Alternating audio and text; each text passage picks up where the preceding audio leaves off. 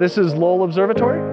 Lowell is one of many observatories around the world that will be observing the DART impact, NASA's first ever planetary defense test mission, to see how much a spacecraft impact can deflect an asteroid in its orbit. This is where Pluto was discovered, and we are still doing research in all areas of astronomy today.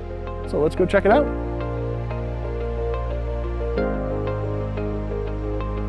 This is the Pluto telescope, the telescope that was used to discover Pluto almost 100 years ago. So here we are at the Clark telescope. This is where Percival Lowell sat to observe Mars. Let's head on over to the Lowell Discovery Telescope about an hour south of Flagstaff, which is where we are going to be collecting data for the DART mission. And the reason we're all the way out here in the middle of this forest is that we have really dark skies here.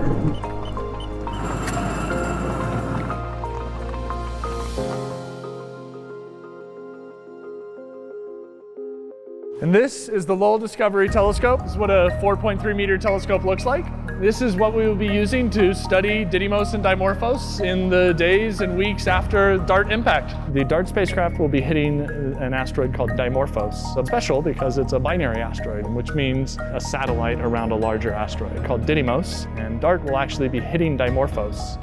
And what we will be measuring is how much DART changes the orbit of Dimorphos around Didymos. So this is an important test for planetary defense mitigation strategies in case we ever have to do this for real.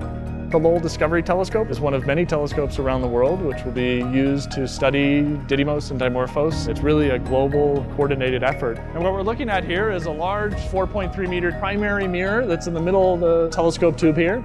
Up at the top is a secondary mirror. The secondary mirror up top there is what is focusing the light down onto the instruments and allows us to take images with the camera that's located down at the bottom.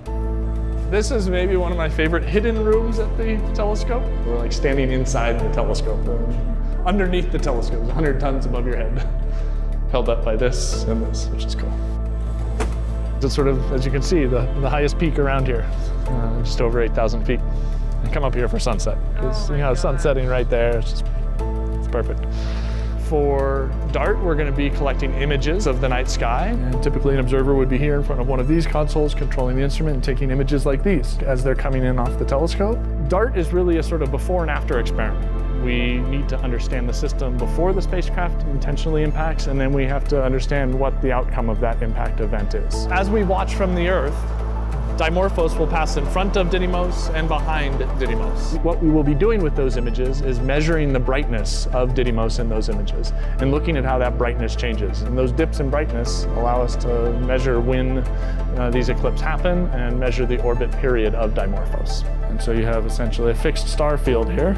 All the white dots are stars of different brightness. And moving through this field is Didymos and Dimorphos, which again, we can't distinguish them as discrete points of light, but we have that small object moving through the field of view.